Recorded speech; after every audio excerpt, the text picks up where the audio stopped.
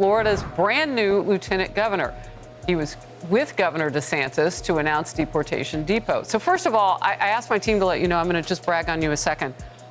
Your background in the military is impressive. They swore you in on Tuesday for this new position, but 23 years in uniform as an Army Green Beret, a Purple Heart recipient, including 5 additional years as a Green Beret after losing your leg in combat injuries. You have protected this country. You move on to do it here on the homeland. Talk to me about this new mission before you, Lieutenant Governor.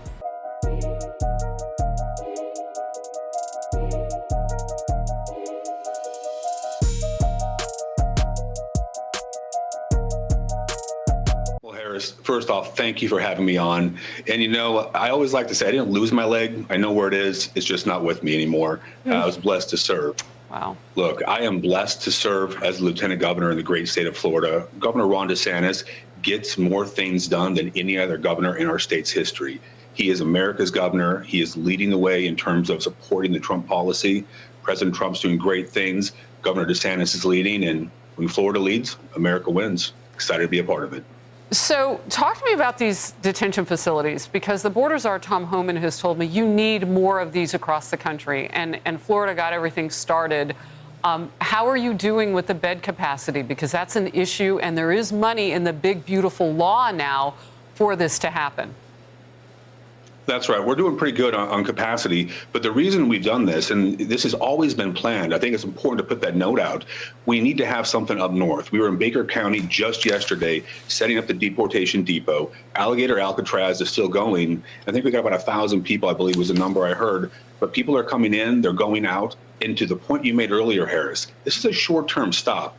We're not putting them in the Taj Mahal. We're not putting them in the Four Seasons. They're here to get set, get ready, and get back home to the countries of origin. Well, you know, and I'm glad you touched on that, because there has been, from legacy and liberal media and some of their Democrat lawmaker guests, you know, a drumbeat about, oh, you can't put human beings in these detention facilities. Now, I haven't seen every one, but I do know that Alligator Alcatraz has been a place where you could put storm victims from hurricanes and whatnot. At least that area has been used for that. Yeah, Harris, you're spot on. Look, I'll be honest with you. I deployed all over the planet. I stayed in far worse places as a member of our armed services multiple times. I've seen Alligator Alcatraz. The beds are clean, it's air conditioned, the food is great, the staff is trained, and people are treated with dignity and respect. It'll be the same way here. Governor DeSantis ensures that our team does things the right way, and we will never stop short. Excellence is our choice.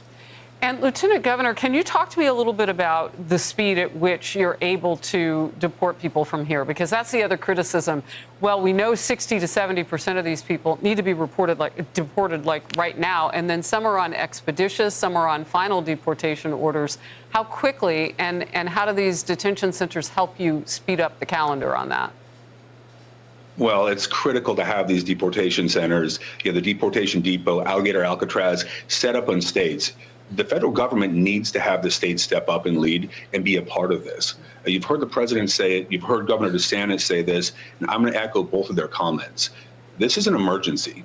The American people have given President Trump a mandate to take illegal immigration completely seriously. And he is on a mission to solve that problem. Governor DeSantis has led on this, and having these footholds in states, working with additional law enforcement, with members of the state community, to work with the federal government to get these people deported and back to their countries of origin is exactly what it has to work, how it has to work. It's what our founding fathers had intended. And, you know, something I learned in the military, teamwork makes the dream work. And in Florida, we're supporting the president's agenda completely. One last question for you, because we talk about the numbers of people who came into this country under Joe Biden. I mean, the open border policy that was there, many of them unvetted, many of them unknown gotaways, as they call them, because even our detection cameras couldn't pick up more than a shadow or the back of them as they run away and feather out into our country. Where are we right now in what you're seeing? Are we catching people quickly enough? See, in this image right here that you see on May 4th, 2023 in Brownsville, Texas, should not be making American citizens feel bad or guilty. These people need to be rising against their own government. You know, not all of them are from Mexico. Some of them are coming from other places in the world, but it's safe to say that a majority are coming from Mexico because we border with Mexico. So, I mean, these people, they need to rise against their government, against the cartels. They need to, people are getting, like I've said this in videos before, like, people will die. People will have to die if you're going to fight for something that you believe in.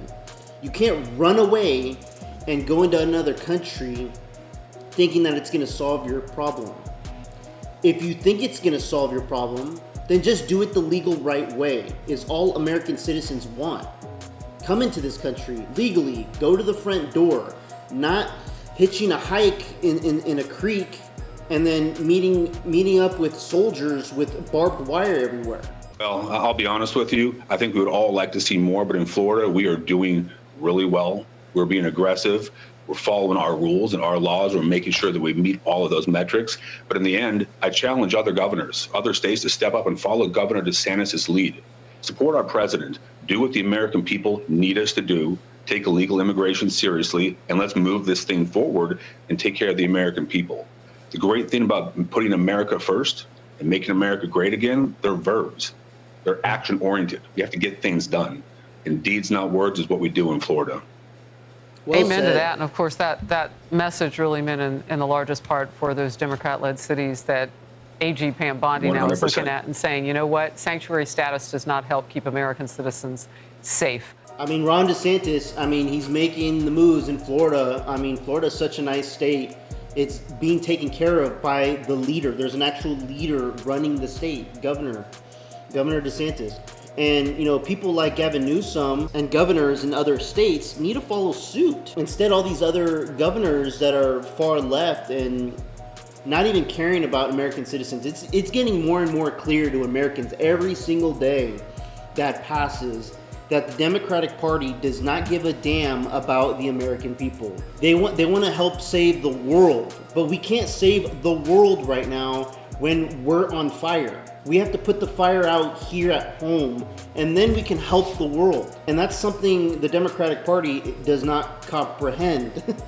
Let me know what you guys think about that in the comments below. Like and subscribe. I would appreciate it. Till next time. Peace out, everybody.